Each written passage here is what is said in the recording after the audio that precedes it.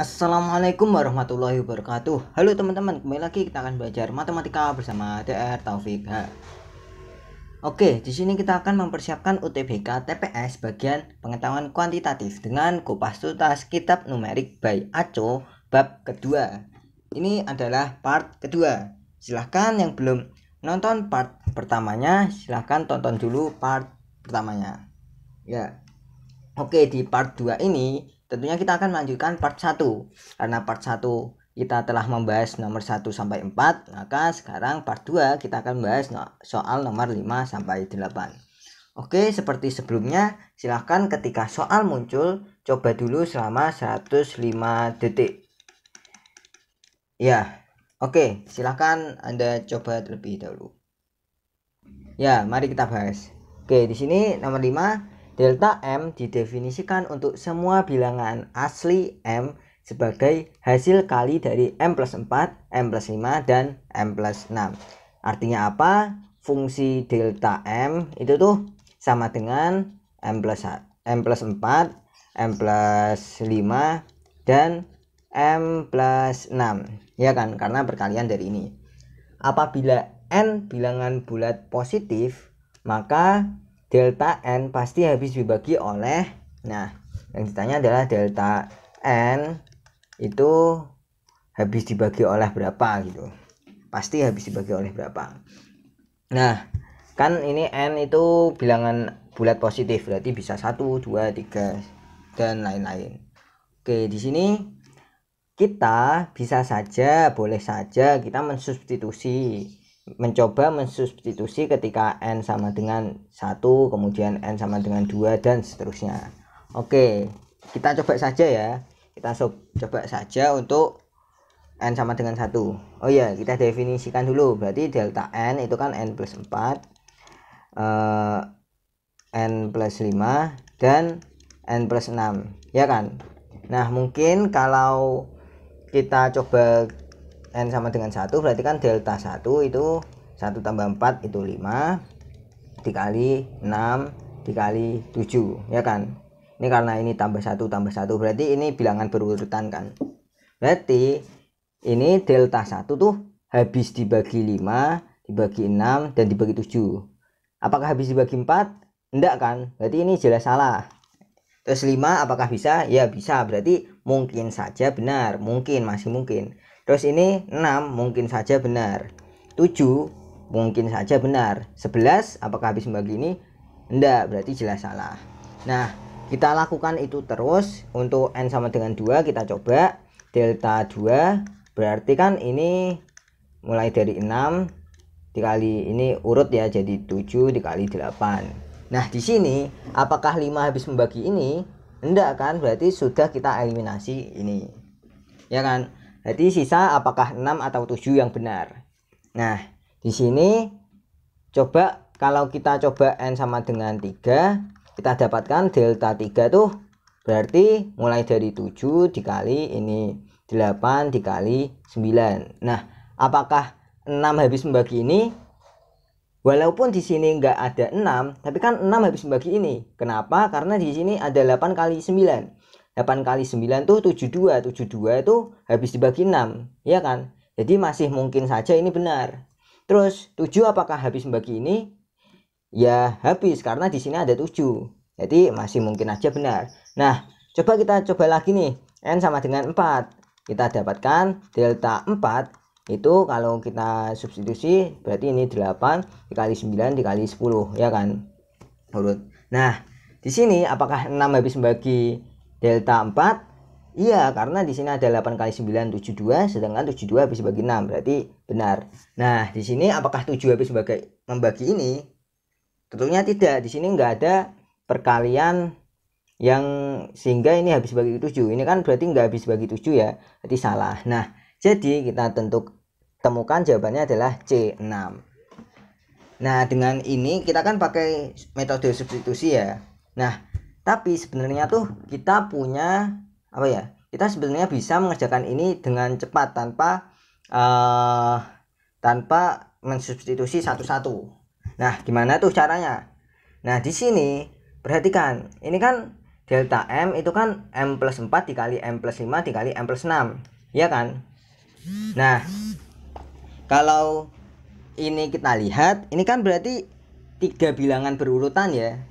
Jadi kalau misal N sama dengan 1 nanti 5 kali 6 kali 7. Kalau N sama dengan 2 nanti 6 kali 7 kali 8, ya kan? Jadi tuh ini pasti bilangan berurutan ya, berarti 3 bilangan berurutan ya, berarti delta M itu perkalian 3 bilangan berurutan, ya kan? Nah, karena ini 3 bilangan berurutan, itu tuh berarti habis dibagi 3 faktorial. Itu adalah konsepnya. Jadi kan konsepnya tuh gini, jika ada perkalian dari N bilangan bulat berurutan maka bilangan itu hasil kali itu pasti habis dibagi N faktorial. N faktorial itu apa? N faktorial tuh 1 dikali 2 dikali 3 sampai dikali N. Nah, di sini artinya kalau kita lihat delta M ini perkalian 3 bilangan berurutan, itu tuh habis dibagi 3 faktorial. Karena ini 3 bilangan berurutan berarti habis bagi 3 faktorial. 3 faktorial itu berapa? Berarti 1 kali 2 dikali 3 itu 6, ya kan? Nah, jadi kita sebenarnya punya konsep ini. Jika ada perkalian dari N bilangan berurutan, maka hasil kali itu pasti habis bagi N faktorial. Nah, karena ini 3 bilangan berurutan, jadi ini habis bagi 3 faktorial. Jadi kita dapatkan 6. Nah, di sini kan sebenarnya kita lebih cepat ya daripada kita mensubstitusi satu-satu. Tapi kalau sebelumnya kita nggak tahu konsep ini ya, kita bisa aja coba substitusi satu-satu. Tapi kalau sudah tahu ya bisa lebih cepat, ya kan? Oke, kita akan lanjut ke soal nomor 6. Ya, silahkan coba selama 105 detik. Oke, mari kita bahas. Di sini ada fungsi X pangkat bintang didefinisikan sebagai X pangkat bintang itu pi per X. Ya, jadi ya X fungsi ini fungsinya, fungsi terdefinisinya. Jadi ini fungsinya. Nah, sehingga ya sebenarnya ini kita bisa langsung hitung saja ya. Berarti ini kalau ada, oke, saya tulis ulang. Min pi pangkat bintang terus dipangkatkan bintang lagi. Oke, kita hitungnya ini dulu. Min pi pangkat bintang. Oke, ini kurung yang luar kita tulis lagi. Oke, min pi pangkat bintang artinya apa? Berarti pi dibagi min pi, ya kan? Karena ini X, berarti ini kalau min pi, ini juga min pi. Terus dipangkatkan bintang lagi yang luar sini. Nah, ini kan berarti artinya min 1 dipangkatkan bintang. Nah, kita langsung substitusi saja, berarti pi per min 1, ya kan? Karena ini X, berarti ini min 1, ini min 1. Jadi jawabannya adalah min pi. Ya, ini sebenarnya mudah, langsung substitusi saja. Oke, kita akan lanjut ke soal nomor 7. Silahkan coba selama 105 detik. Ya, mari kita bahas.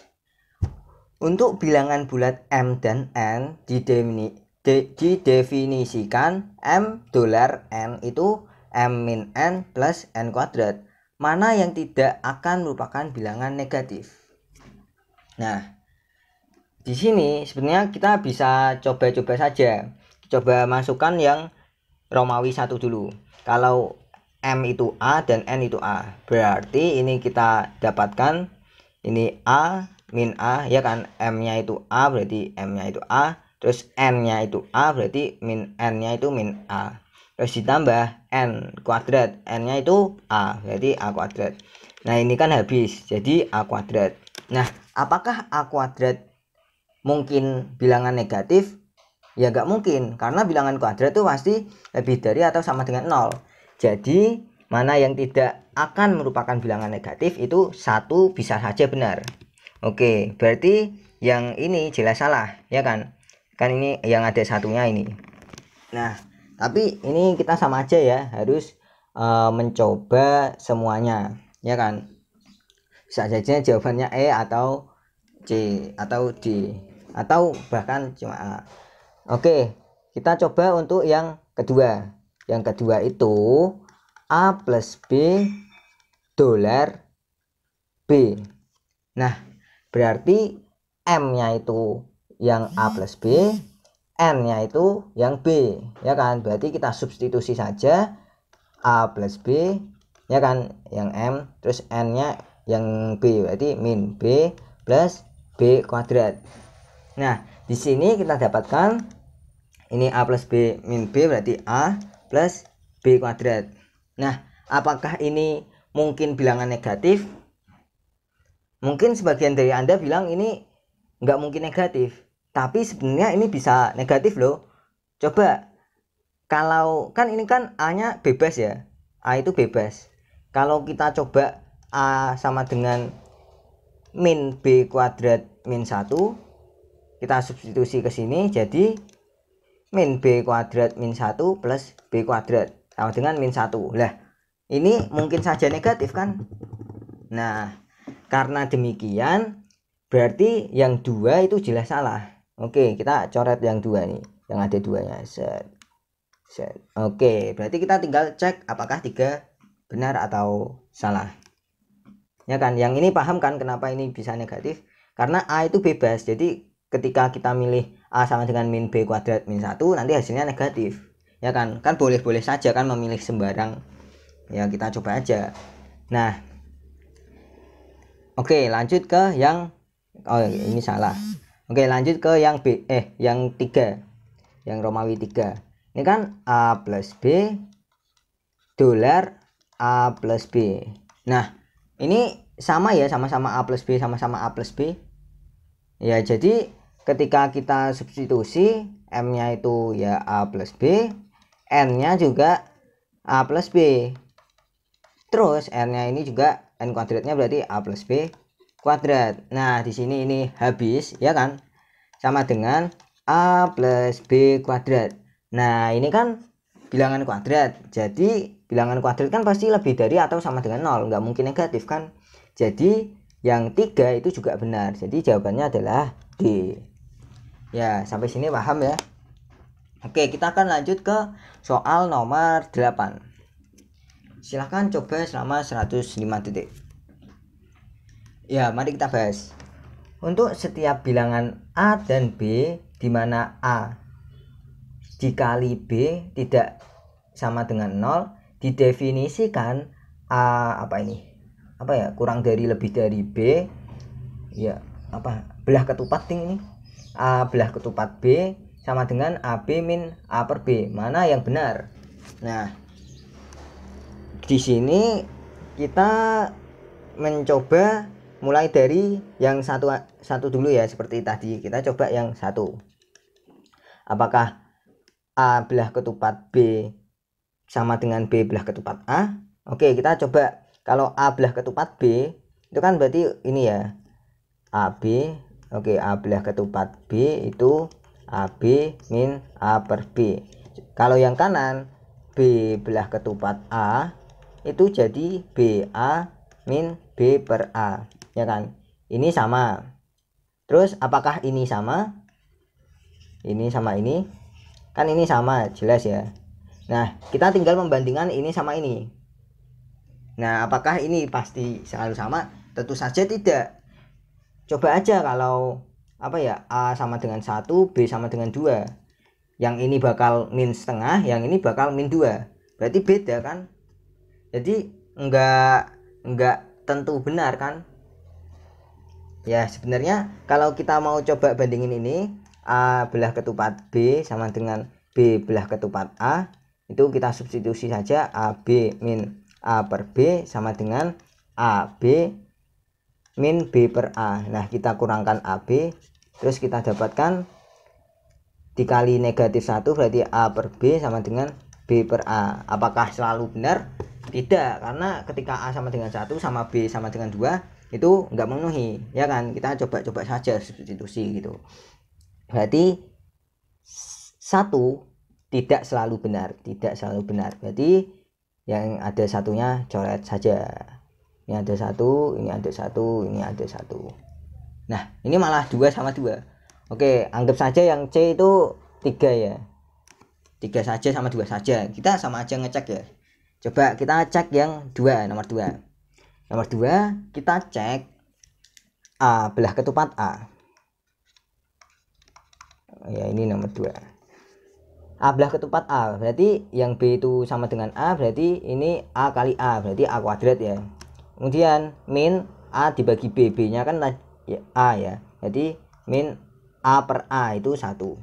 Nah, di sini A kuadrat min 1 bisa kita faktorkan jadi A plus 1 A min 1, ya kan? Ingat rumus ini kan X kuadrat min Y kuadrat itu sama dengan X plus Y dikali X min Y, ya kan? Ingat rumus ini ya. Nah, aduh, malah kecoret. Nah, sebenarnya ini kan A kuadrat, ini X kuadrat, ini min 1 kan itu 1 kuadrat ya. Anggap aja berarti X nya itu A, Y nya itu 1, ini 1 kuadrat, sehingga kita bisa faktorkan X plus Y yaitu A plus 1 dan X min Y yaitu A min 1. Nah, jadi ini jawabannya benar, ya kan? Sama kan? Ini sama ini sama ini, terus yang kiri ini. Berarti yang jawaban benar adalah yang B2 saja. Nah, itu. Lalu apakah Anda ingin cek yang nomor 3? Ya, sebenarnya kalau udah nemu jawaban 2 benar, tidak mungkin kan 3 benar. Jadi jawabannya yang B. Oke, sekian, semoga Anda paham dan bermanfaat. Terima kasih telah menonton, dan jangan lupa saksikan video-video saya yang lainnya. Dan tunggu untuk bab 2 part ketiganya. Wassalamualaikum warahmatullahi wabarakatuh.